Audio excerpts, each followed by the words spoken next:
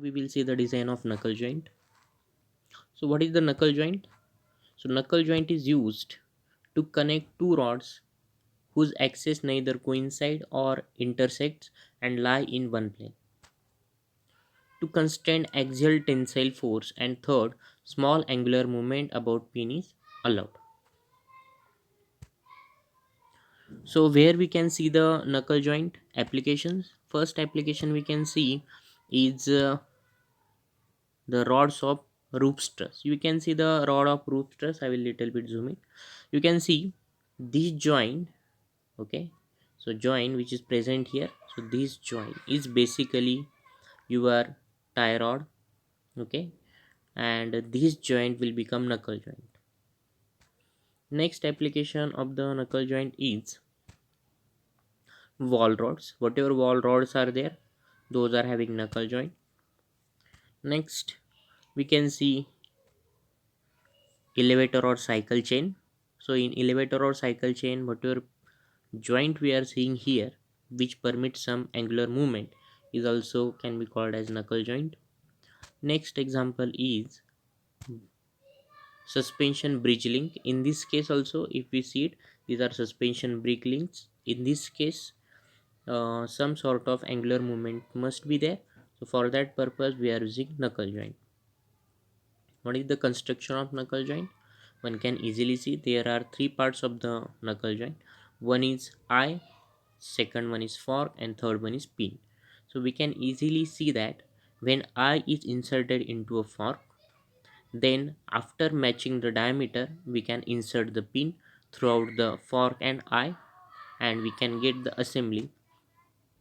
We can see another diagram of the knuckle pin. So knuckle joint having eye end, then fork end, then through eye end and fork end we can insert knuckle. To fit the knuckle, or knuckle should not go outside, we can use collar over here. We can see a collar, and then we can see a taper pin over there. After assembly, we can see the diagram after assembly of the knuckle joint. Two-dimensional view of knuckle joint with all its specifications. So first we can see the diagram of knuckle joint, which is front view, and if we see it from top, that becomes the top view of the knuckle joint. So we will see which are its specifications or what are its nomenclatures are. So small d is, capital D is the diameter of each rod. So we can see diameter of each rod. So this will be a first rod, this will be a second rod. In top view we can see diameter D of each rod in mm. D1, enlarged diameter of each rod. We can see diameter D1. So D1 is the diameter of each rod. D, diameter of knuckle pin. We can see this is the knuckle pin, and D, small d, is the diameter of knuckle pin. Fourth one, D0, outside diameter of eye or fork. We can see the diameter D0 in the front view here. D0 is the diameter of eye or fork. A is the thickness of each eye of fork. We can see this is the thickness of each eye of fork. B is the thickness of eye on the rod B in mm. We can see the B here.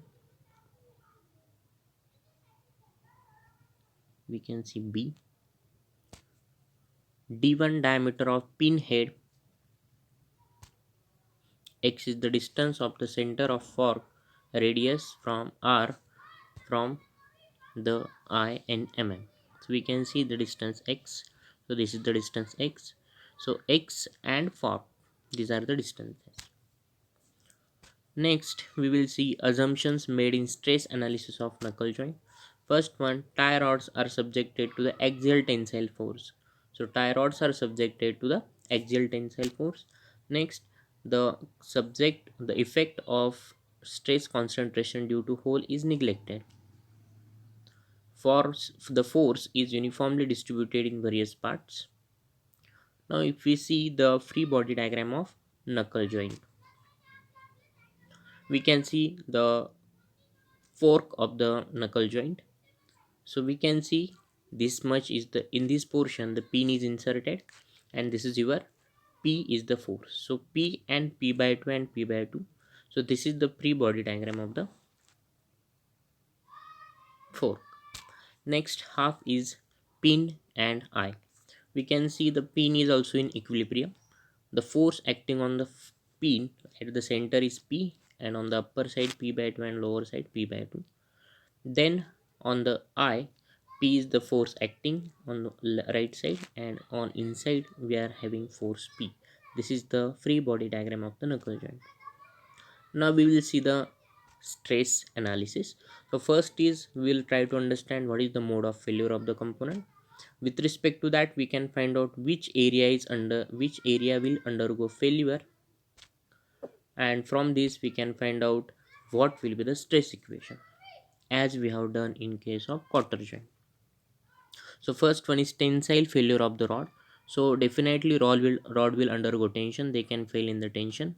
So for that, equation will be very simple. Sigma t is equal to force upon cross section area, which is P upon pi by 4 d square.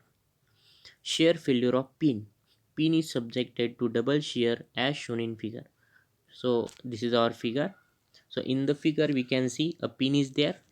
If we are considering this much portion of the pin, okay, that undergoes double shear.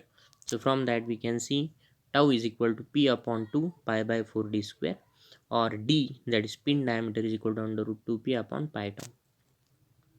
Crushing failure of pin in eye.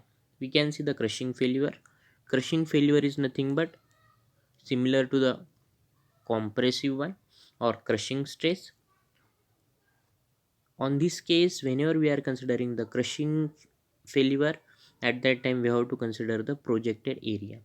So where the crushing takes place, in the diagram you can see this is the pin.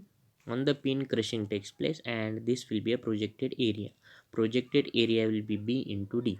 Therefore sigma c is equal to P upon BD. Next, crushing failure in the pin. Crushing failure of pin in fork. As shown in figure, the total projected area of the pin is 2AD. So we can easily understand this is your distance A and this is D. Okay, if this distance is A and D, then what will be your crushing failure of the pin inside the fork? Then inside the fork, sigma T will be equal to P upon 2AD. Bending failure of pin. When the pin is tight in the eye and the fork, failure occurs due to shear, and when the pin is loose, it is subjected to the bending force as shown in figure. So whenever we are considering bending stress and shear stress, equation will be very simple. Sigma b is equal to mb upon mb into y by I. If we put mb, y and I in this equation for bolt, we can get p by 2 b by 4 plus a by 3 into d by 2 upon pi by 64 d raised to 4. Next, tensile failure of the eye. So when we are pulling it on both sides, obviously eye is going to fail due to tension, and for that equation will be force upon area. Force will be P, and area which undergoes tension is B into d0 minus d. Shear failure of eye. The eye is subjected to the double shear as shown in figure. Area of the two plane resisting the shear is B into d0 minus d by 2 approximately.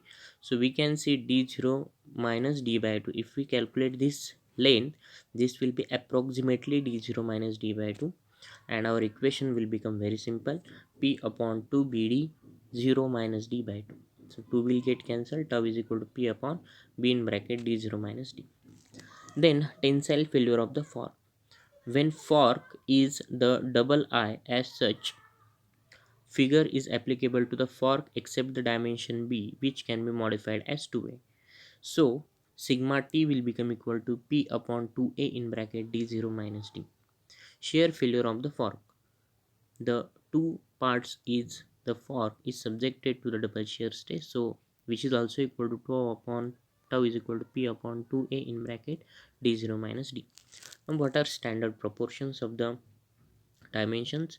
A is equal to 0.75 d and B is equal to 1.25 d. The diameter of the pin head is taken as d1 minus 1.5d and x is equal to 10 mm. Now we will see the design procedure.